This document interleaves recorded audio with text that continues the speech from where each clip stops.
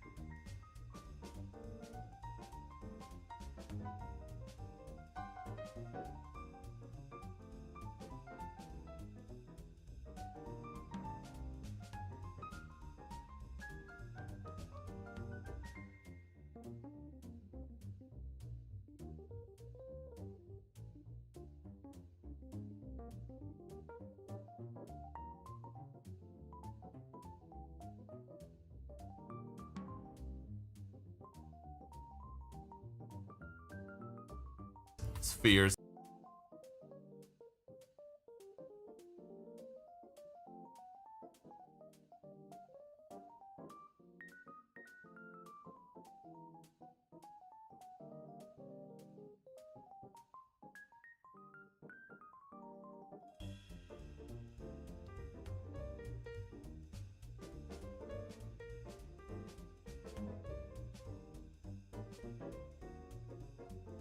Oh,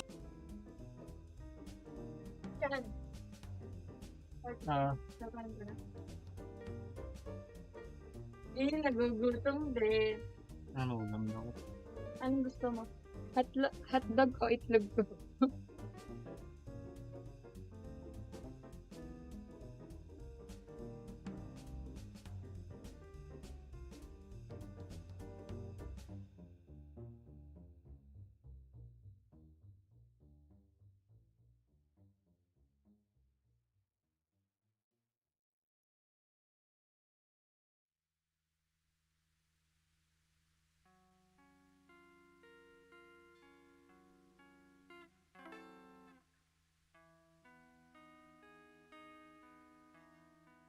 hi there. Welcome back.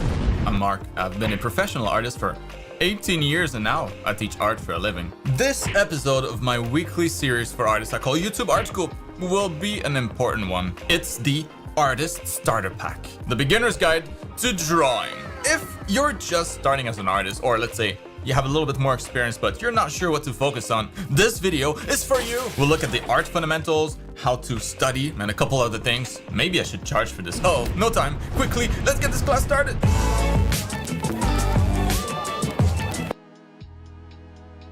The first fundamental is gesture. Gesture, they're want to get good at drawing, pose, and the next fundamental is perspective. Perspective is what makes the things you draw feel like they are in 3 dimensions. It's what gives volumes to shapes, and it's what will make the things that you draw feel like they belong in their.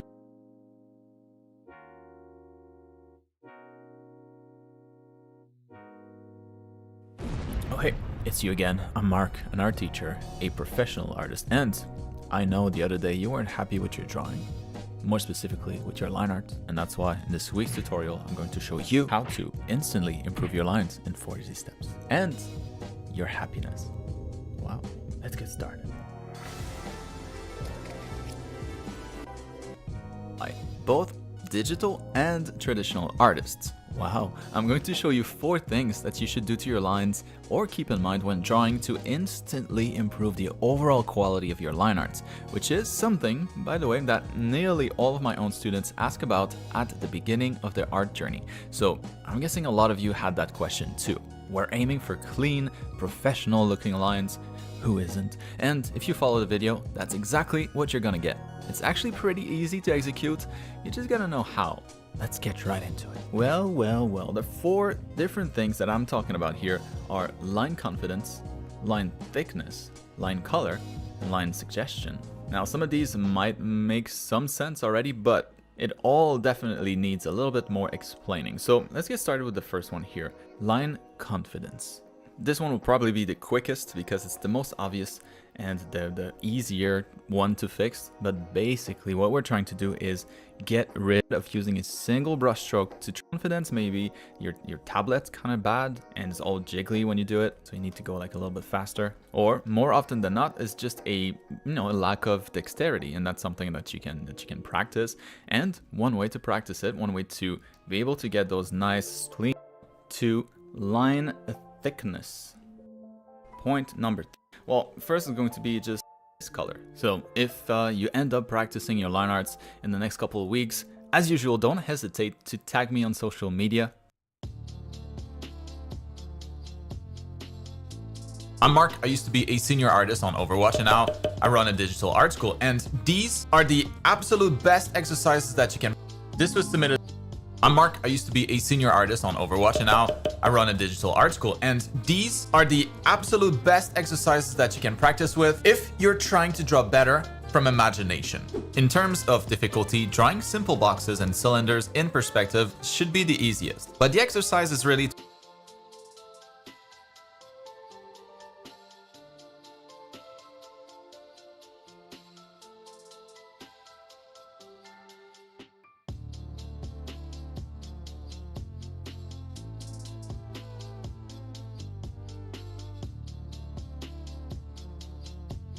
In this week's YouTube Art School class, I'll share with you the 3 absolute best drawing exercises to learn to draw anything from imagination. Nothing else compares when it comes to getting good fast. And quickly, class is starting, we're gonna be late. Ever wondered why you can play a game for 8 hours straight, but struggle to draw for just 30 minutes without feeling frustrated, bored, or overwhelmed? The thing is, drawing feels hard not because you lack motivation, but because you're not playing the game right. In this video, I'll help you understand what the game of art actually is, how to take the powerful mechanics games use to make them fun and addictive and apply it to drawing instead, and give you the cheat codes to get ahead. So if you've been stuck in the art journey, it's time to change your game and finally hit start. By the way, quick thanks to Printful for kindly sponsoring today's video. If you're interested in turning your art into custom merch you can sell without having to worry about upfront costs, check out the link below. So video games are what's known as a finite game. They have clear quests, a clear path, and an ultimate goal. Beat the final boss, save the world, and you win. But art isn't like that. There's no final boss, no defined endpoint, and no set quests that you have to complete. There's no achievement that you can get that tells you you've won art. This is what's known as an infinite game. Whereas in a finite game, the goal is to beat the game, and you lose when you don't win. In an infinite game like art, the goal is to simply keep playing the game and get a bit better at it each time. And the only way you lose is by quitting. But here's the hard part. When there's no glowing quest markers telling you where you should go, no shiny rewards for doing anything, it's incredibly easy to lose motivation, feel stuck, and just stop playing altogether. But the good news is we can take the same psychological principles games use to make them addictive and fun, and apply it to art to make drawing rewarding and enjoyable like our favorite game. To do so, we first need to understand that there are 2 main kinds of motivations that drive everything we do, including gaming and art. The first kind of motivation is the type you get when you find yourself completing tasks in a game just to get gems to roll the gacha, or logging in every day so you don't lose your streak. In art, it's when you're drawing for likes, followers, or praise.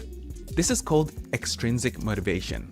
where you do something for some kind of external reward or to avoid punishment. While it works in the short term, the problem with this type of motivation is that your wanting to do the thing is tied directly to getting these external things which aren't under your control. And if the reward were to disappear, so too will your motivation. Research also shows that over-relying on external rewards can actually reduce your natural enjoyment of something because it shifts your focus from "I do this because I love it" to "I do this because I get something." This is called the over-justification effect, where the reward becomes the reason and the love for the activity fades. Which is why we want to instead lean into the second type of motivation, which is the type you get when you're playing a game simply because it's fun, or exploring the open world because you're curious. In art, it's when you're drawing because you love it, and the process of creating is in itself satisfying. This is called intrinsic motivation, where you do something purely because you enjoy it, or it's meaningful to you. And it's the kind of motivation that helps you stay in the game for years because the game feels worth playing. So the question then becomes, how can we turn art into a game that we're intrinsically motivated to play all the time? This is where self-determination theory, one of the most proven frameworks in psychology, comes in. It explains what makes an activity, like playing a video game, so satisfying and compelling that we want to keep on doing it, even without external rewards. According to the theory, we feel intrinsically motivated to do something when 3 certain psychological needs are fulfilled. The first need is competence. Competence is feeling that we're improving and gaining mastery at the thing we're doing. Games get this right. Beat a monster, finish a quest, and your experience goes up, you level up, and get new skills. Your character is constantly becoming better and more powerful, and the game provides you with many bars, gauges, and numbers, so you always know how you're doing. But art has none of that. There's no flashy level up screen when you finally understand perspective.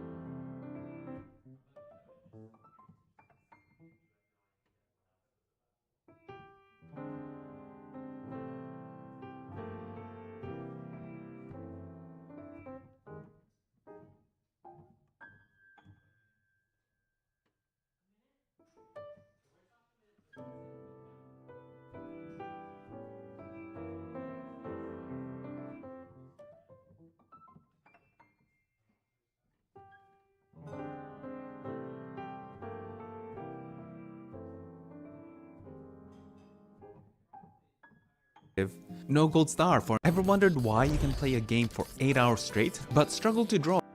You always know how you're doing, how much you're growing. This is what can cause many artists to quit, because it's easy to feel like you're stuck or failing, even if you're actually on track and doing the right things. Which brings us to our first cheat code. Create your own EXP system. All you need to do are 2 simple things. The first is to track the time you spend drawing. There's a lot of free time tracking apps out there they can get, and all you need to do is hit start when you draw and stop when you're done. That's it. By tracking the hours you put in, it makes your effort and progress visible, just like an EXP bar in a game. This creates a steady stream of small wins, giving you a clear sense of progress every time you draw, which feeds your need for competence and helps keeps your motivation strong. The second is to keep an art progress board. For this, you can use an app that lets you add images on a board, or simply create a new folder on your computer, and whenever you finish drawing something, add it in there. Over time, this becomes visual proof of your progress, and you can look back to see how far you've come whenever you need a boost in motivation. Now, in games, you progress only when you succeed. You only move on to the next level once you beat the boss and complete the mission. But in art, it's a bit more complicated, because if you're not careful, success will grow your ego but not your character and keep you stuck in the same place. In fact, it's failure and learning from it that develops your character. Every mistake, every bad drawing, everything you find hard, those are actually all signals telling you the direction you should go in, and that by improving at them, you'll reach the next level. Marcus Aurelius said it best: the impediment to action advances action, what stands in the way becomes the way. So it's counterintuitive, but the cheat code for improving fast and meeting our need for competence is to fail forward, to take lots of action, and when we do make a mistake, to learn from it. Because of this, perseverance is the most underrated stat in the game of art. Consistency and playing the game for a long time is what makes your character become overpowered. So the strategy of being the last man standing, continuing on when everyone else would normally just quit, is one of the best ways to win the game. And the faster you can bounce back from failures and mistakes, the faster you level up. As Winston Churchill puts it, success is the ability to go from failure to failure without losing your enthusiasm. By the way, if you're enjoying this video so far, I hope you consider subscribing to the channel so you won't miss out on any new ones. The next psychological need is relatedness, the feeling that we're connecting with other people and that we belong. Games are designed to meet this effortlessly. They have stories with characters you can relate to, guilds and chat systems, and you can play co-op. Art, on the other hand, doesn't come with any of that built in. Most of the time, it's just you and the canvas, and it can sometimes feel a bit isolating and lonely. But you can build relatedness into your art journey by sharing your work, connecting with another artist, or just feel like you're part of the larger art community. What tends to hold us back from doing this, however, is comparison, which is one of those bosses on the art journey that everyone encounters. What's annoying about the comparison boss is that it doesn't one-shot you and instead slowly wears you down, telling you that everyone's better than you, that your art isn't good enough, or that you'll never catch up. It also has infinite respawns, so no matter how many times you beat it or ignore it, it will continue to come back whispering in your ear, especially when you're down. The only way to beat this boss is to turn comparison into admiration. So the next time you see an amazing piece of art and you find yourself comparing, pause and ask yourself these 3 questions. 1. What do I genuinely admire about this piece? 2. What's something I can learn from it? And 3. How can I apply that to my own art? You'll find that when you do this, instead of feeling down from comparing, you'll feel inspired and even learn something new to make your art better too. The third psychological need is autonomy, the feeling that our choices are meaningful and that we have control. Games are great at meeting this need. They let you create your own character, explore the world how you want, and choose your own path. You're in control and your decisions matter. Art by default gives us a lot of autonomy. We're free to draw what we want and how we want it, which might be one of the reasons we're drawn to it in the first place. The problem then comes when we go on social media and start seeing what everyone else is doing, seeing what's popular and what gets likes. We then start to get a fear of missing out, and suddenly, we're not drawing what we love anymore. We begin to draw what we think we should draw, what we think other people will like. But while in many games the main quest revolves around saving the world and becoming the hero that's loved by everyone, in art, your main quest isn't to please everyone. Mark Rosewater, the head designer of Magic the Gathering, one of the biggest card games in the world, once gave a talk where he shared some of the lessons he learned from over 20 years of making the game. One of the stories he shared was about how they test new cards they make to know which one to keep and which one to change. He shared that they run a poll asking players to rate the cards from 1 to 10 based on how excited they'd be to play with it. He then asked the audience this question: which is better, a card that gets all 7s or a card that gets half 1s and 2s and half 9s and 10s? The answer he reveals is the one that gets a mix of the 1s and 10s, because something that evokes a strong response is better, even if some of that response is negative. As he puts it, if everyone likes your game but no one loves it, it will fail. I think this is completely true for art too.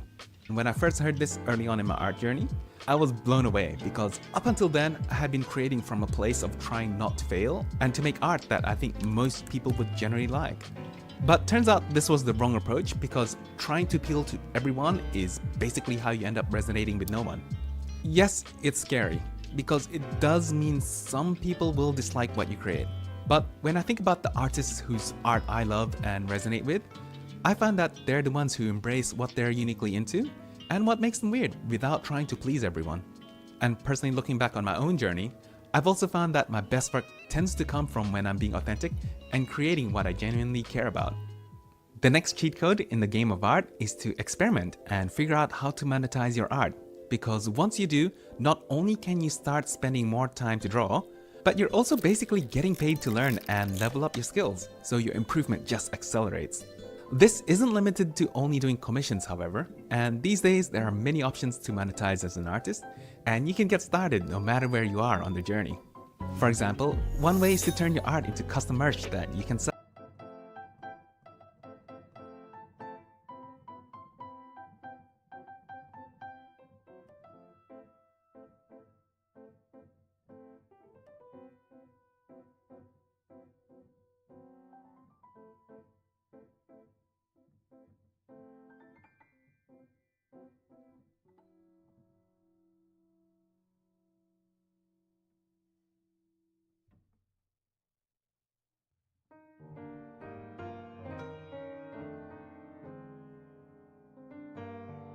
So you want to learn to draw, but where do you start? What are the steps to go from 0 to hero? And to answer this question, we're going to go on an art journey, looking at the skills that you should focus on as a beginner while making our way in a carefully structured fashion towards our goal of eventually being able to draw anything you can imagine. The skill tree to go from level 0 to 100 as an artist. So if you've been curious about learning art from scratch, or you've just been stuck along the way and you're not sure how to move forward, tag along. This episode of YouTube Art School should help.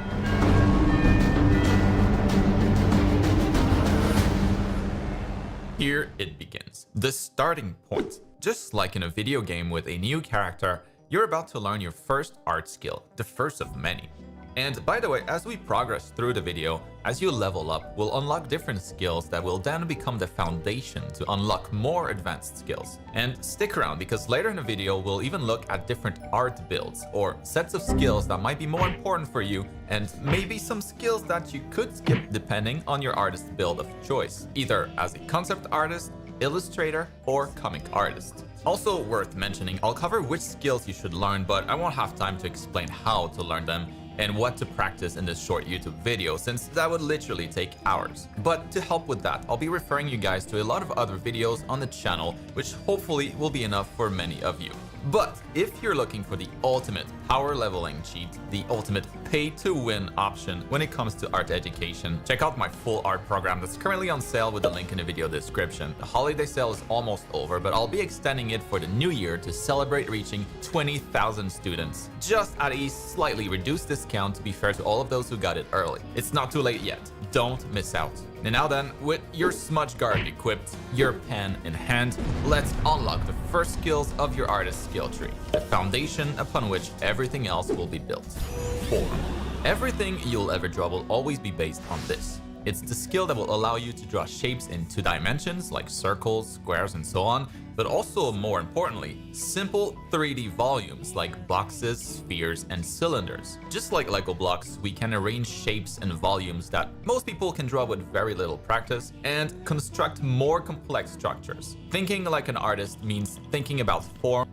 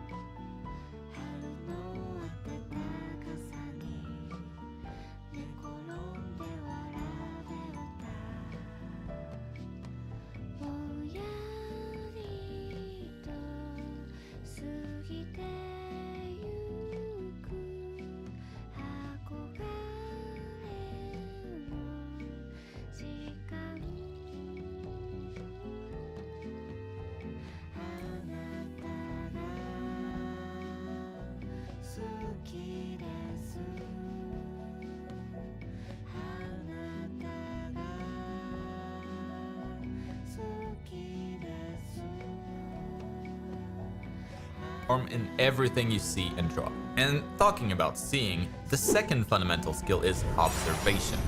Regular people see, artists observe. There's a big difference in the amount of information one can absorb versus the other. The process of simply seeing is passive, looking at things and having no further thoughts about it. Observing, on the other hand, is an active process, paying attention, trying to understand why things look a certain way, and constantly being curious about the world around you. The sooner you make it a habit to observe instead of simply seeing, the faster you'll be able to climb up this skill tree. I have specific classes for both of these skills too, so check the video description later to find all the links to relevant classes. I actually have classes for the majority of the skills I will cover today.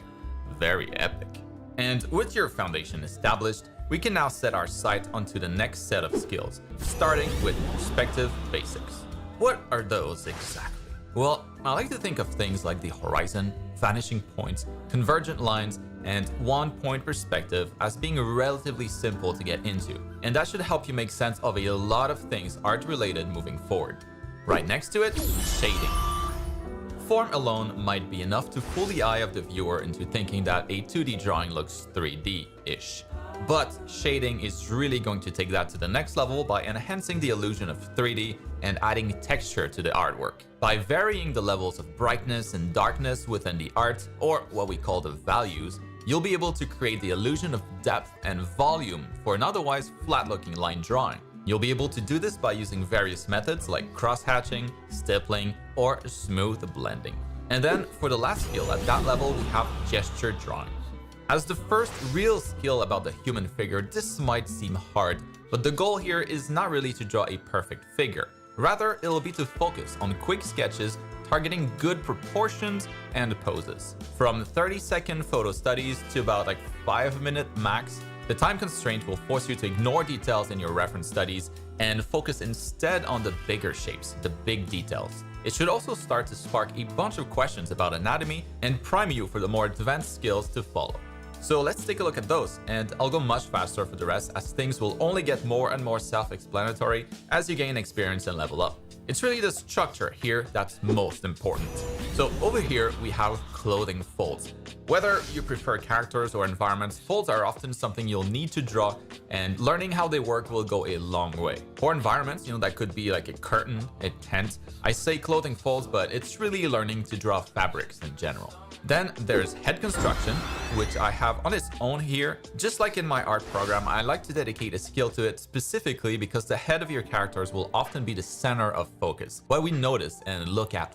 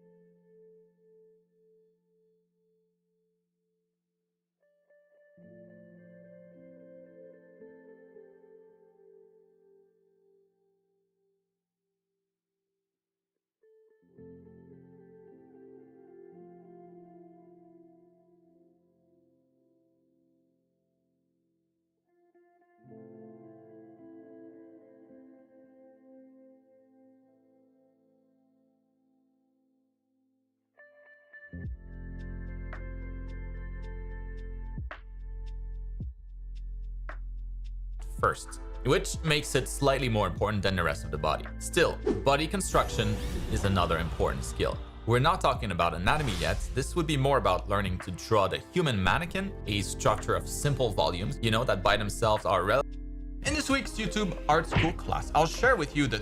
Alright, class is in session. Pay attention, and heck, don't forget to pay the class fee of either 1 like or 1 sub. Experts agree, it's great value. Now, let's see what those 3 exercises are all about. There are obviously many things to learn when it comes to learning how to draw, so what exactly should you focus on?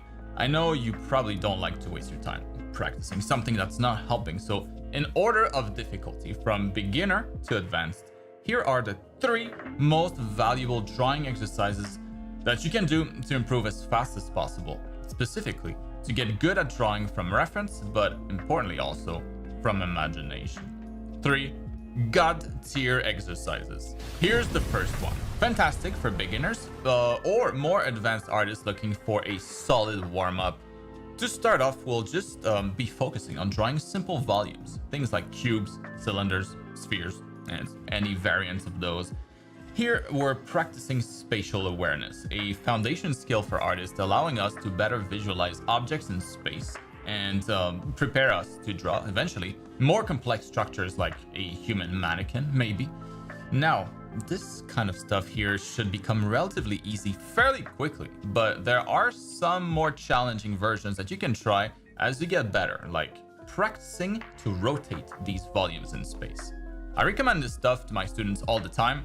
The reason you should want to focus on this is because everything in life can be simplified down to those simple shapes. It's hard to memorize, visualize, and draw complex structures like this, for example, but it gets drastically easier when you realize that this seemingly complex object is really just made out of simple volumes. As you can see, you can even spice up this particular exercise by drawing simple structures of volumes to rotate. I'm sure a lot of you will be able, with some difficulty maybe, to do this from imagination, but if it helps, don't hesitate to use references in the form of like drink cans, maybe box-shaped items on your desk, or whatever else resembles these simple volumes. And once you feel confident about your basic volumes, it's a good time to introduce this next exercise that we'll call deforming basic volumes.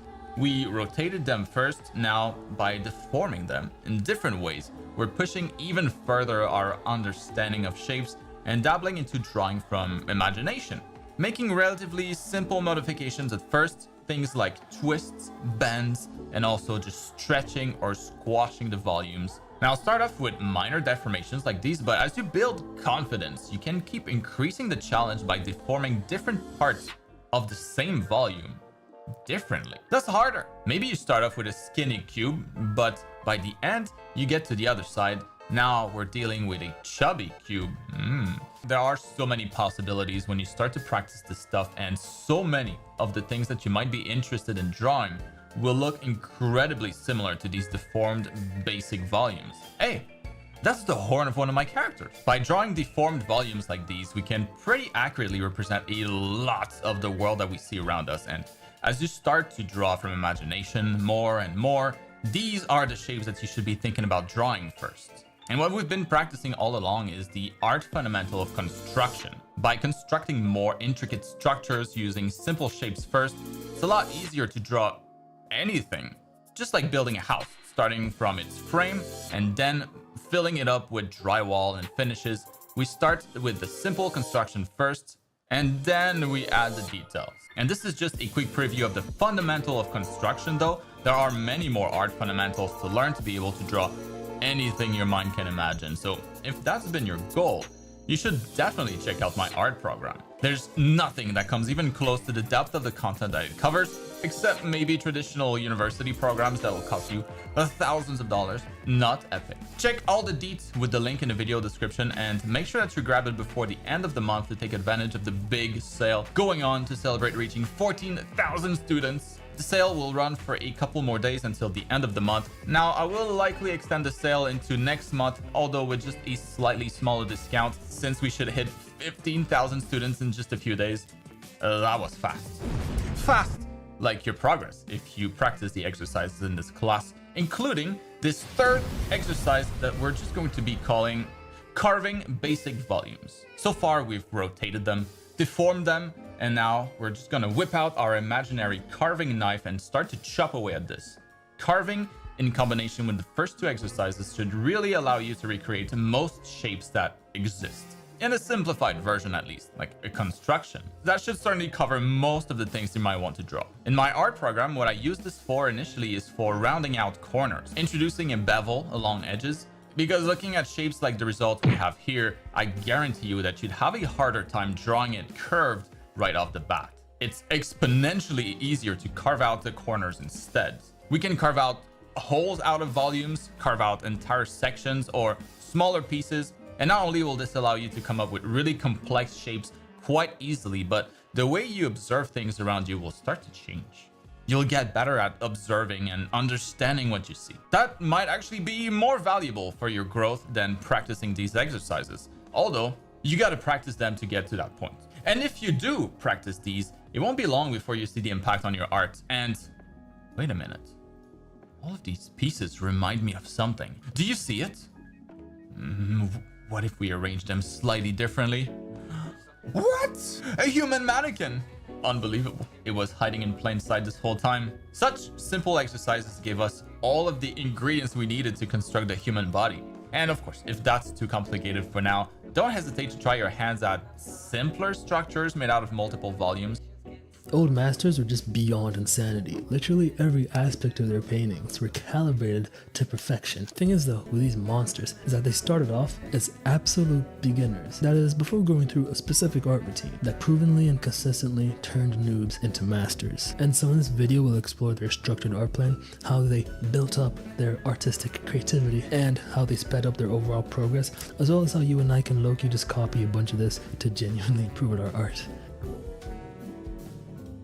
So in the 19th century, French Academy of Arts is generally regarded as some of the best art education ever, which is why we're going to be looking into them today. So for new beginner art students, before even picking up a paintbrush, students had to first attain absolute mastery at drawing. And to achieve this, their masters had a proven and rigorous 3-phase drawing progression system. Now in phase 1, new students would be given master drawings of various body parts to use as their reference, and they were tasked with drawing these over and over again until they got comfortable with it. After all, as they say, master the figure and you've mastered all of drawing. And their path to mastery over the figure start off by repetitively drawing all the different facial features like the eyes, the mouth, the nose, and then doing the whole head, and then moving down to the arms, the torso, and then the legs, and then doing the whole thing all together. And as a sort of kind of trick to help their students improve the accuracy of their drawings a lot quicker, their masters would recommend to them to establish either in imagination or reality a horizontal and vertical line in front of the objects that they're producing. Because using these kind of X and Y axes on the reference and comparing the lines and shapes and their angles and their relationships to each other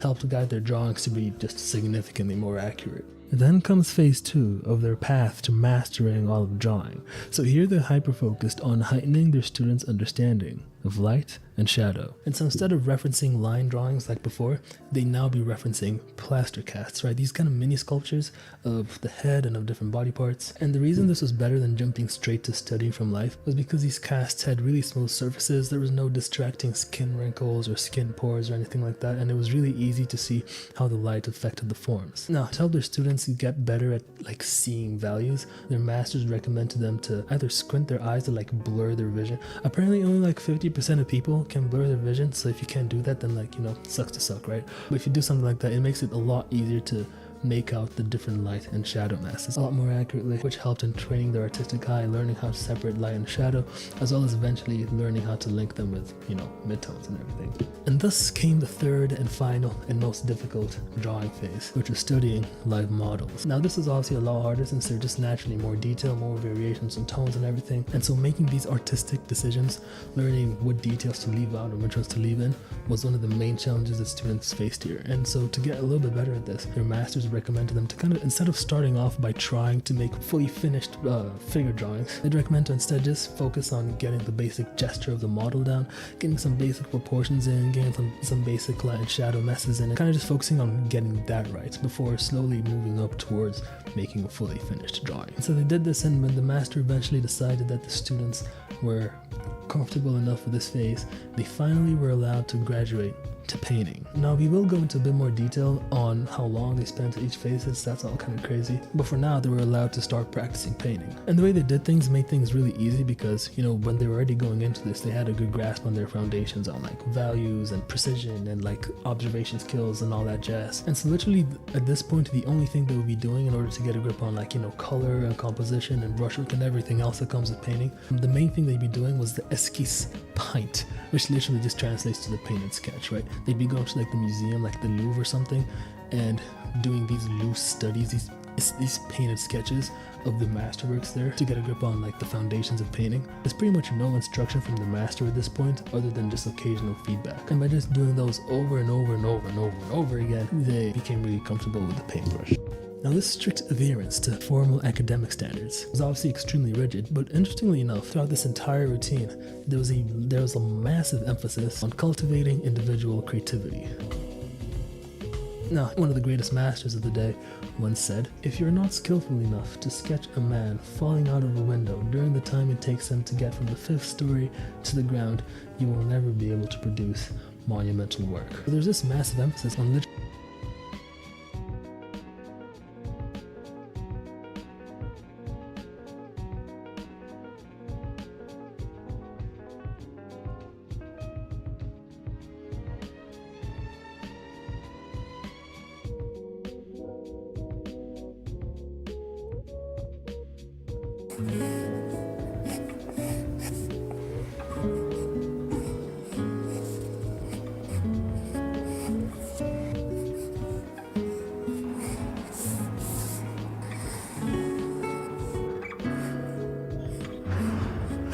그림을 즐긴다는 말이 쉽지는 않겠지만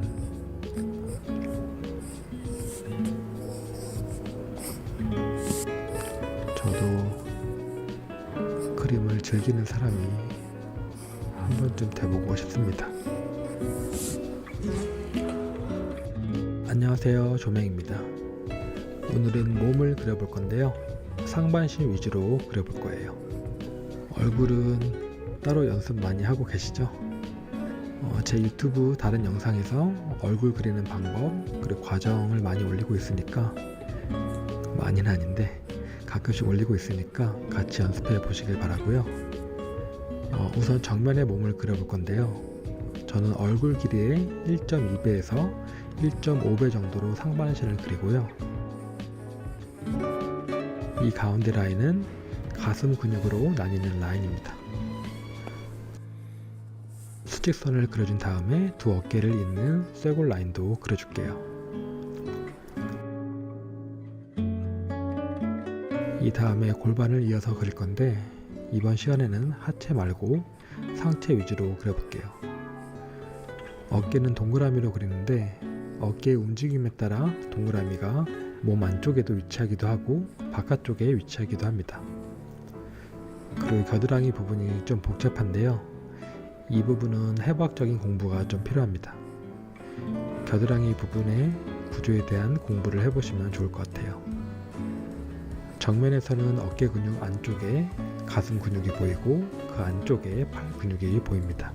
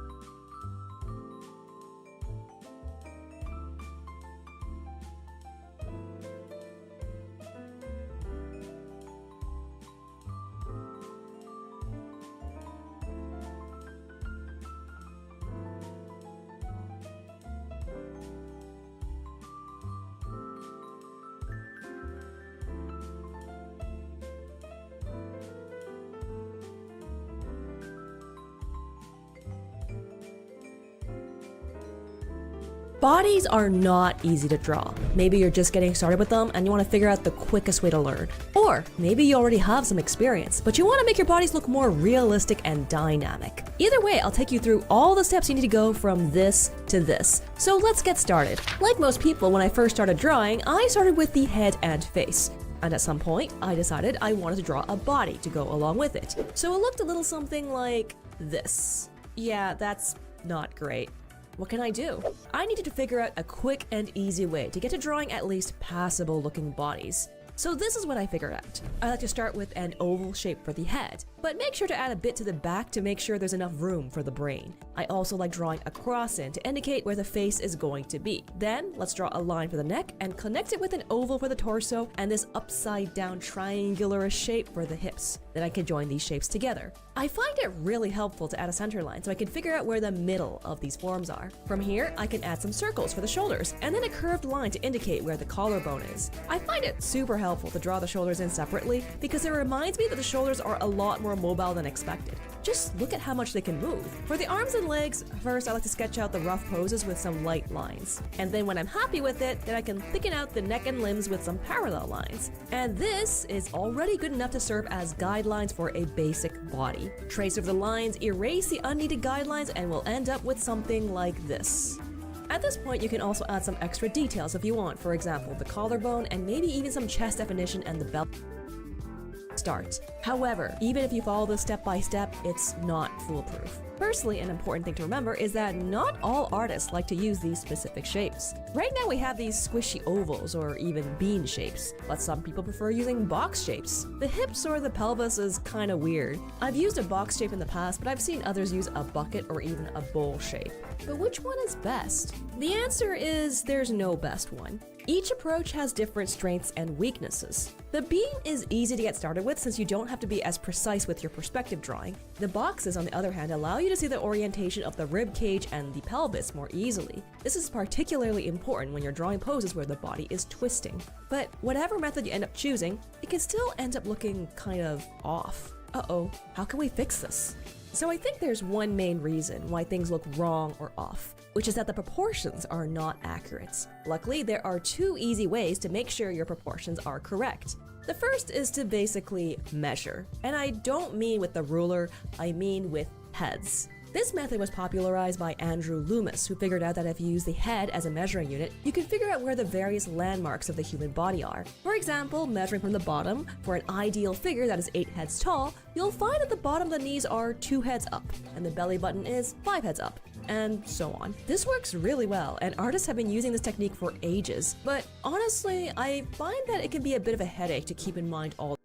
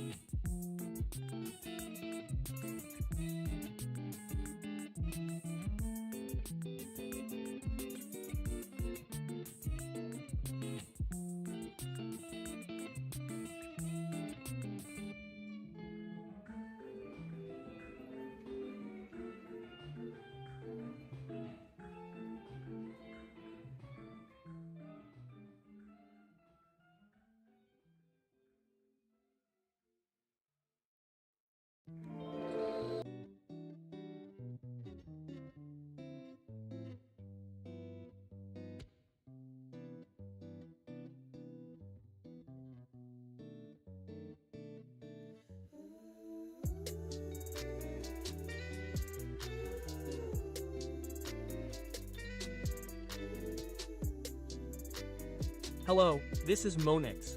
Today, I made this video because I really wanted to tell you all. This video is really for beginners, and I want to tell you in advance that not everything I said yesterday is correct.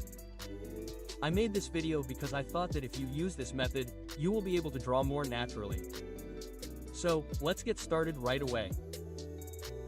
I'll just explain the parts that would be good tips for beginners.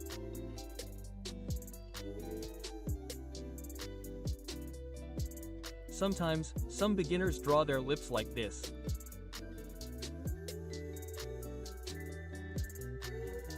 Oh, I don't think it's drawn wrong. Because when you apply lipstick, you can get this feeling, and of course, lips look like this.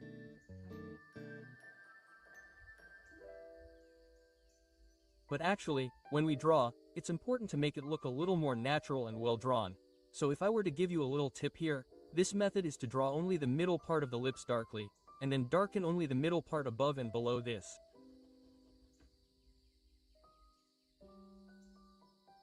Like this. And above this, like this.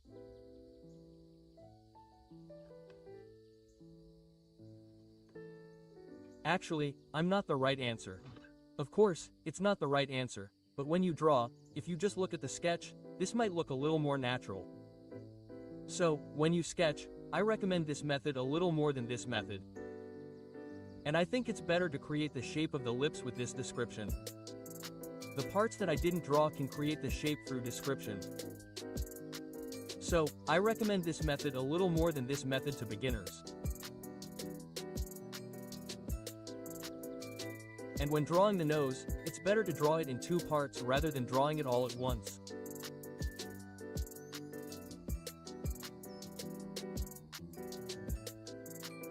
For example, here, like the bridge of the nose, divide the middle part once and draw one more on each side.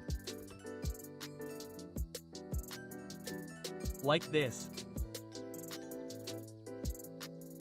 And then here, darken only the nostrils. Like this.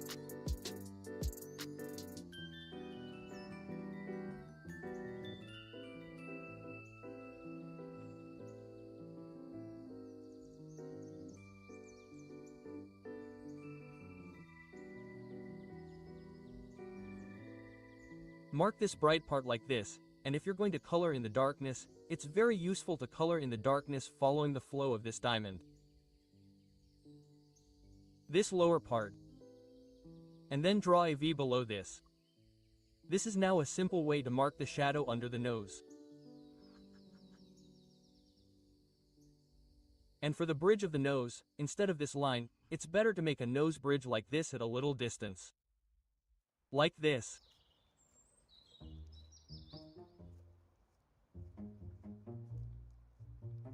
So, for things like the nose, instead of drawing it all at once, divide it, and then attach a diamond and sketch only the nostrils in a dark way. I think it'll be easy to draw.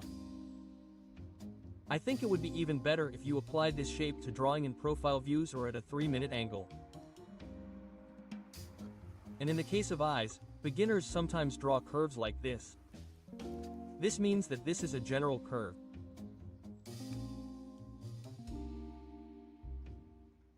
However, when indicating the curve of the eye, it's good to divide this curve into short and long parts.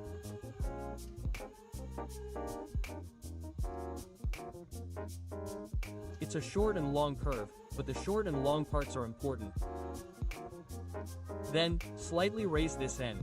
It slightly bends like this twice. Once and twice. And do the opposite like this. One side is short and the other side is long. Then, draw the pupil.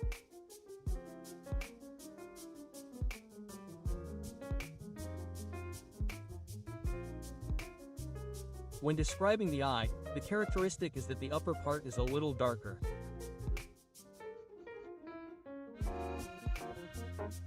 If you draw the bottom part a little darker, you will probably be able to draw it a little more effectively. And the lower part is a little lighter.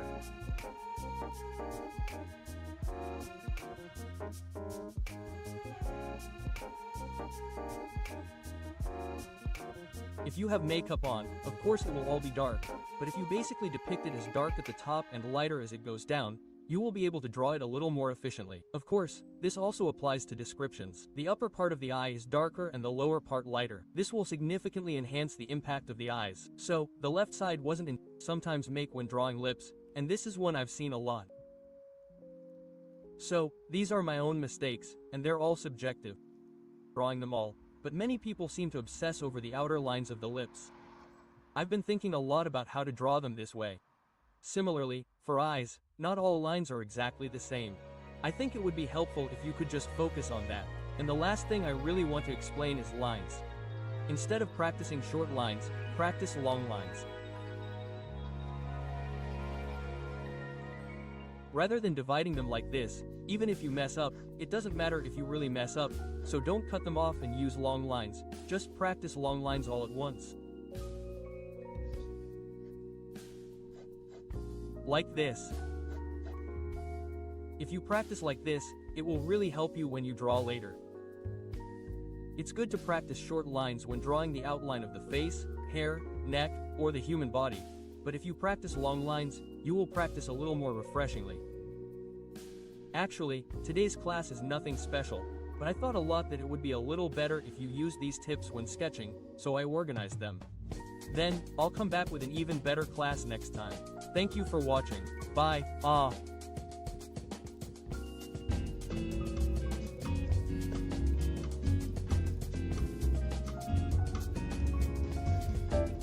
Hello, this is Monix. Today, I'm going to do a tutorial that covers everything from drawing lines to drawing a face. I'll just follow along from the beginning, from the lines to the eyes, nose, mouth, and even how to draw the corners of the eyes and nose, so it would be good if you watch it and follow along. Let's get started right away.